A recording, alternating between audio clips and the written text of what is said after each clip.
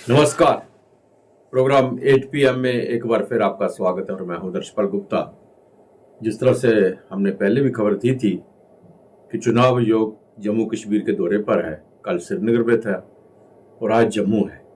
जम्मू में भी राजनीतिक पार्टियों से मुलाकात हुई है और आज फिर पैंथर्स पार्टी ने वही ड्रामा किया जो कल उन्होंने श्रीनगर में भी किया था। आज पैंथर्स पार्टी के सुप्रीमो जो इस वक्त अब हर्षदेव सिंह है, उनको मिलने नहीं दिया। उन्हें उसी तरह जैसे श्रीनगर में कहा था कि हमें इनवाइट किया और मिलने नहीं दिया, और यही बात आज उन्होंने कही है। उसके बाद राजनीतिक पार्टियों से मुलाकात की, सुरक्षा के इंतजाम देखे, सबसे उनसे बातचीत की। बाद में उन्होंने एक प्रेस कॉन्फ्रेंस की और प्रेस कॉन्फ्रेंस में जिस बात का सबको इंतजार था और जिस बात को लेके सभी राजनीतिक पार्टियों ने कहा था, जम्मू में भी और कश्मीर में भी एक ही बात कही थी कि जम्मू कश्मीर के चुनाव जल्द होने चाहिए। और सबकी राय यही थी कि जम्मू कश्मीर के चुनाव जो है लोकसभा चुनावों के साथ होने चाहिए, क्योंकि वैसे भी सुप्रीम कोर्ट का आदेश है कि जम्मू कश्मीर के चुनाव जो है सितंबर 2024 तक हो जाने चाहिए। अगर ये जुलाई अगस्त तक जाते हैं, जुलाई तक तो जाते हैं, मई तक जाते हैं, जुलाई उसके बाद जब समय जो गुजरता है तो बहुत कम समय रह जाता है सितंबर में चुनाव कराने का। इसलिए अधिकतर जितनी भी पार्टियां थी उनका यही उनको सुजेशन दिया था, यही उन्होंने बात कही थी कि जम्मू कश्मीर के चुनाव जो हैं वो लोकसभा के चुनावों के साथ ही कराए जाएं। उसके बाद जो उन्होंने प्रेस कॉन्फ्रेंस में कहा कि इस बात के लिए हम सुरक्षा एजेंसीज जो हैं उनसे बातचीत करेंगे और उसके बाद फैसला करेंगे कि चुनाव जो है जम्मू कश्मीर के लोकसभा के साथ करवाए जाएं। हालांकि हम चाहते हैं कि जल्द से जल्द जम्मू कश्मीर के चुनाव हो, लेकिन कुछ और बातें भी उन्होंने कही। इन्होंने कहा कि चुनावों के दौरान GPS युक्त वाहन भी शामिल होंगे, और सबसे बड़ी बात उन्होंने की है जो यहाँ पे फर्जी खबरें होती हैं उसको रोकथाम के लिए सोशल मीडिया बनेगा। ये सब वो बातें हैं जो उन्होंने कही थी। जिस बात का मेन बात ये है, जिस बात को यहाँ के लोग सुनना चाहते थे वो अभी सामने नहीं आई। हो सकता है आयोग वापस जाए दिल्ली, वहां जाकर कोई फैसला करे। तो आइए अब नजर डालते हैं आज के समाचारों पर। मुख्य चुनाव आयुक्त राजीव कुमार ने कहा कि लोकसभा चुनाव के दौरान जम्मू कश्मीर में वॉलेट से ऑनलाइन पैसों के लेन देन पर कड़ी निगरानी रखी जाएगी। साथ ही जम्मू कश्मीर में 85 वर्ष से अधिक उम्र के लोगों और विकलांग लोगों को घर पर ही मतदान की सुविधा प्रदान की जाएगी। बुधवार को जम्मू में प्रेस वार्ता को संबोधित करते हुए मुख्य चुनाव आयुक्त ने ये बातें कही। पहले आप सबके माध्यम से मेरी सभी मतदाताओं से गुजारिश है कि वो चुनाव के इस त्यौहार में बढ़-चढ़ के हिस्सा लें, और ख़ास तौर से यूथ से। हमने बहुत सारे यूथ वोटर्स को जोड़ा है अपने वोटर लिस्ट में। मैं बताऊंगा किस प्रकार से।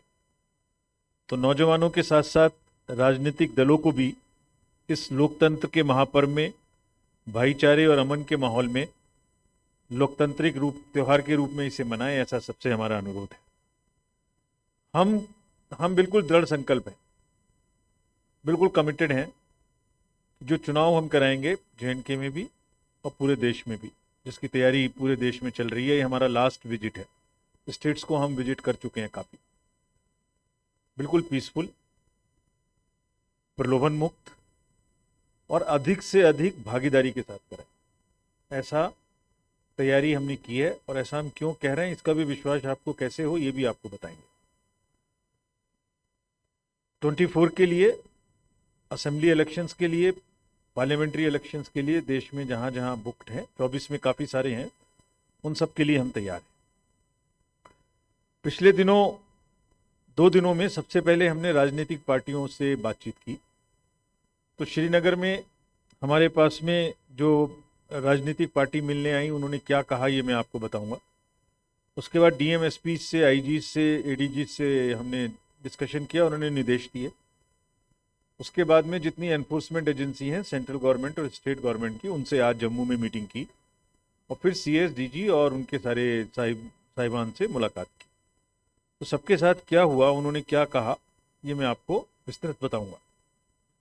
तो हमसे नेशनल पार्टीज में BJP, CPIM और इंडियन नेशनल कांग्रेस मिलने आई, और उसके अलावा स्टेट रिकॉग्नाइज्ड पार्टी में national conference, JK, PDF, PDP party भी मिलने आए।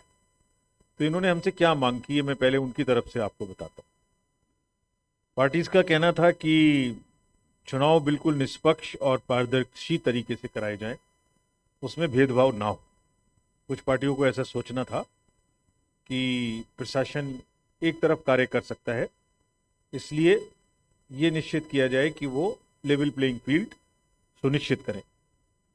उनका ये भी कहना था, लगभग सबका, काफ़ी लोगों का, कि हालात ठीक होने की वजह से पीपल्स रिप्रेजेंटेटिव को सामने आना चाहिए, लोगों का जो बीच में नुमाइंदे हैं उनको रहना चाहिए, आवामी हक मिलना चाहिए और चुनाव जल्दी से जल्दी कराए जाने चाहिए। चुनाव में लेवल प्लेइंग फील्ड मैंने बताई शुरू हो। पार्टीज का ये भी कहना था कि जो सिक्योरिटी का अरेंजमेंट कैंडिडेट्स को या पॉलिटिकल पार्टी को मिलता है वो सबको समानता से नहीं मिल रहा है। कुछ पार्टी को ज़्यादा मिल रहा है, कुछ को उतना नहीं मिल रहा है, वो भी उन्हें सबको मिलना चाहिए ताकि वो खुल के अपनी कैंपेनिंग कर सकें। उन्होंने कुछ ऐसे भी अपने तजुर्बे साझा किए चुनावों के संबंध में, जो DDCA के चुनाव के समय में आए थे। इस बार लोकसभा चुनाव में परिसीमन से राजनीतिक समीकरण बदलेंगे। उधमपुर संसदीय सीट की बात करें तो इसमें पहले रियासी संसदीय जिला क्षेत्र शामिल था और इस क्षेत्र में कांग्रेस की पैठ रही है। महोर, अरनास, गूल, गुलाबगढ़ जैसे इलाकों में गुजरों में कांग्रेस की पकड़ रही है। इस बार इसे जम्मू संसदीय क्षेत्र से जोड़ दिया गया है, जिससे कांग्रेस का ये प्रभाव वाला क्षेत्र दूसरे संसदीय क्षेत्र में चला गया है। कांग्रेस से गए पूर्व मुख्यमंत्री और डेमोक्रेटिक प्रोग्रेसिव आजाद पार्टी के अध्यक्ष गुलाम नबी आजाद भी इस सीट पर कांग्रेस का वोट काटने का काम करेंगे। वह डोडा, किश्तवाड़ और बदरवाह जैसे पहाड़ी इलाकों में मुख्य रूप से सक्रिय रहे हैं। वहीं सत्ता पक्ष में भाजपा 10 वर्ष बनाम 65 वर्ष का मुद्दा बना रही है। भाजपा का दावा है कि स्वास्थ्य, शिक्षा सहित अन्य जरूरी क्षेत्रों में पार्टी ने 10 साल में शानदार प्रदर्शन किया है। उधमपुर संसदीय सीट के कई पहाड़ी क्षेत्र आतंकवाद की मार झेलते रहे हैं। कभी किश्तवाड़, रामबन और डोडा जैसे इलाकों में कट्टरपंथी और अलगाववादी सोच को बढ़ावा दिया जाता था, हालांकि अब हालात बदल गए हैं। रियासी के जम्मू संसदीय सीट से जुड़ने से चुनाव में कांग्रेस के जन समर्थन में प्रभाव पड़ेगा। 2014 में रियासी के गुलाबगढ़ से कांग्रेस के मुमताज अहमद विधायक रहे हैं। गूल, अरनास से कांग्रेस के एजाज खान विधायक रह चुके हैं। कांग्रेस के प्रदेशाध्यक्ष विकार रसूल वानी भी इसी संसदीय क्षेत्र से आते हैं और वह भी खुद लड़ने का दावा कर चुके हैं। कांग्रेस जम्मू कश्मीर को राज्य का दर्जा देने, स्थानीय लोगों की भूमि और सरकारी नौकरियों के अधिकारों के संरक्षण के मुद्दे को उठा रही है। उधमपुर से भाजपा छोड़ विधानसभा चुनाव जीतने वाले पवन गुप्ता की भी घर वापसी हो गई है। भाजपा ने लगातार तीसरी बार सांसद डॉक्टर जितेंद्र सिंह को उधमपुर सीट पर प्रत्याशी घोषित करके हैट्रिक बनाने की तैयारी की है। इस सीट पर कांग्रेस का इंडिया गठबंधन से सहमति के बाद प्रत्याशी उतारना अभी बाकी है।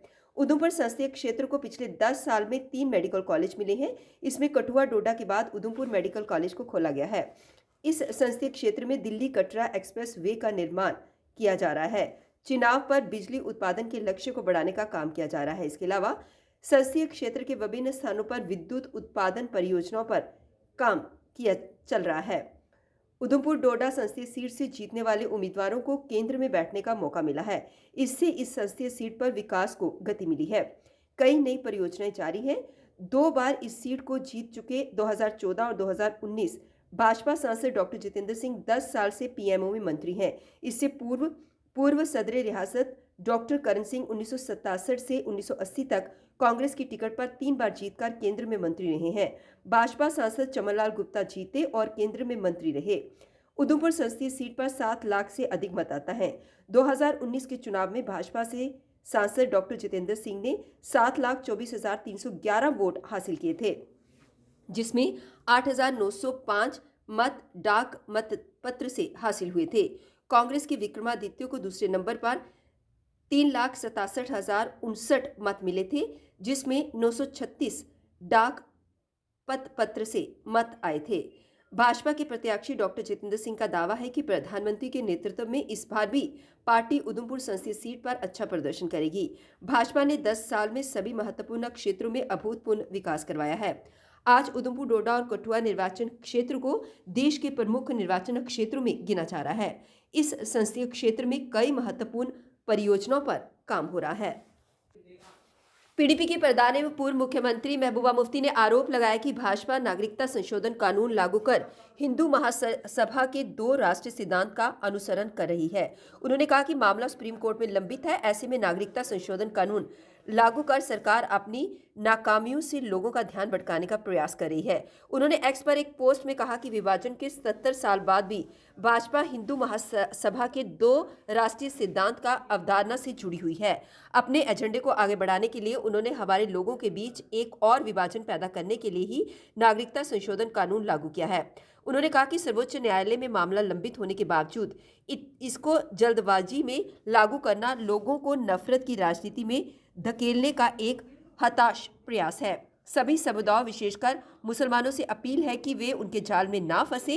वहीं माकपा के वरिष्ठ नेता मोहम्मद यूसुफ तारिगामी ने आरोप लगाया कि सीएए को लागू करना संविधान के मूल सिद्धांतों के खिलाफ है।